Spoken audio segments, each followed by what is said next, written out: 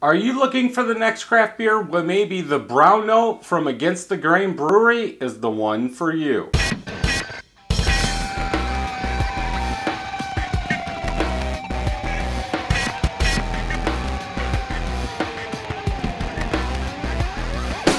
Welcome back, everybody. So we are going to try the brown note. This was $2.99. I'm pretty sure Jessica picked this up at Mega Bev. If I can get the sticker off my fingers.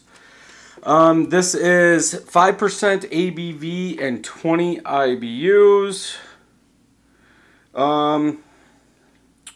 It does have the ABV on the can. Then it says 48 drink from the can, 1 pint. So 48 degrees, you should drink this. It's probably a little bit colder than that because it came directly out of my fridge. This is an American brown ale. Let's see what we get here.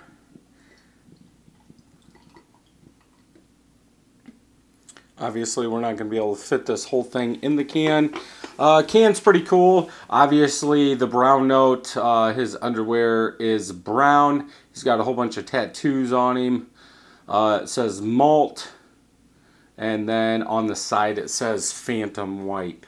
We do have like a caramel toffee color head, brownish head, all small bubbles. About a finger of head, all small bubbles like compact, like dish soap. If we look at the color, it is, I would say, a dark amber color. It is very clear. I can see all the way through it. I can see the light. I can see some bubbles coming up. Not very many though. Let's go ahead and get a smell.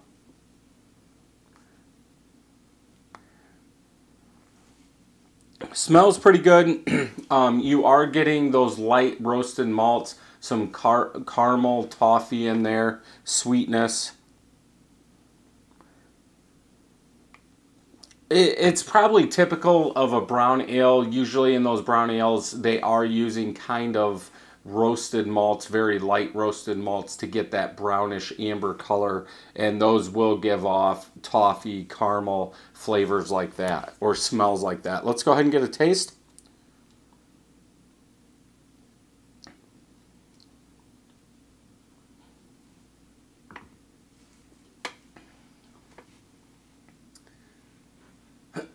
I'm guessing Best By 12/3/19, since that's the date on the can. Obviously, it wasn't produced then, since this is just the beginning of July. Right off the bat, it tastes more like a porter than anything. It's the roasted malts are roasted more than I would expect in a brown ale.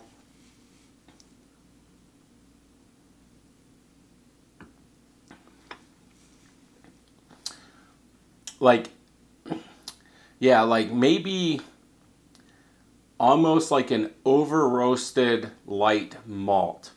Like, it's almost like it's burnt, but then you do get some of that caramel, some of that toffee. Not very much, because that dark roasted malt is what sticks out the most. I would almost, for the taste, put this in a porter category. But you still get the same taste as like a brown. I like my browns more nuttier than I do the caramel, the toffee. And this is like an acidic kind of thing in there. Like, it hangs around in the aftertaste, like my tongue. I can taste that burnt malt on my tongue.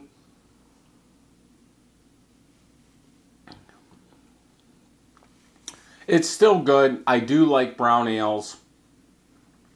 I would probably have to go 3.5, 3.75, somewhere in there. I don't know how many people, or yeah, how many.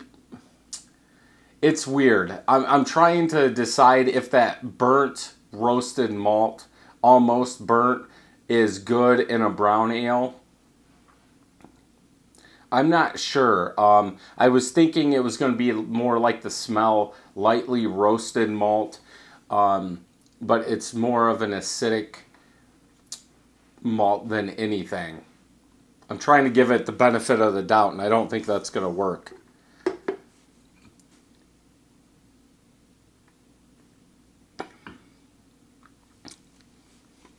Yeah, it's very light, almost watery, like a watered down burnt malt. Like maybe if you took burnt coffee beans and soaked them in water, then tried to drink it, you're not really getting that coffee flavor, but the burntness of the coffee beans. Or if you're a brewer, home brewer, and you do get dark burnt malt, dark roasted malt, maybe crush them and put them in water. That's almost the consistency. It's very thin in the body.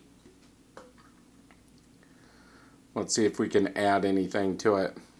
Head is awesome on this. Yeah, I can still see right through it.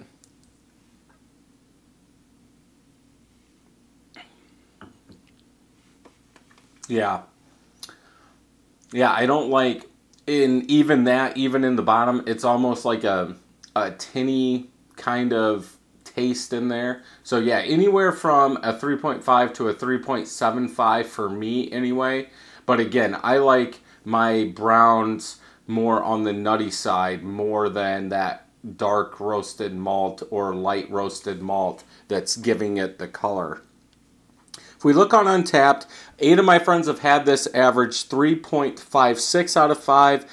29,000 people have had this, average 3.67.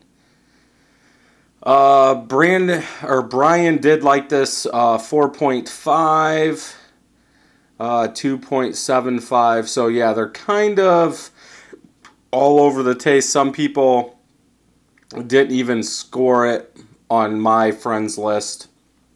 3.75. So yeah, if you're not into those big nutty browns, this might be one for you. I would say this is a summer beer because it's so light. I wouldn't say it's refreshing, but it's a nice change of pace, especially if you like IPAs. But yeah, 3.5, 3.75, somewhere in there. I guess it would depend on the day that I drank this. And right now, it's tasting okay, but I would probably give it a 3.5. We've been out in the pool. It is hot.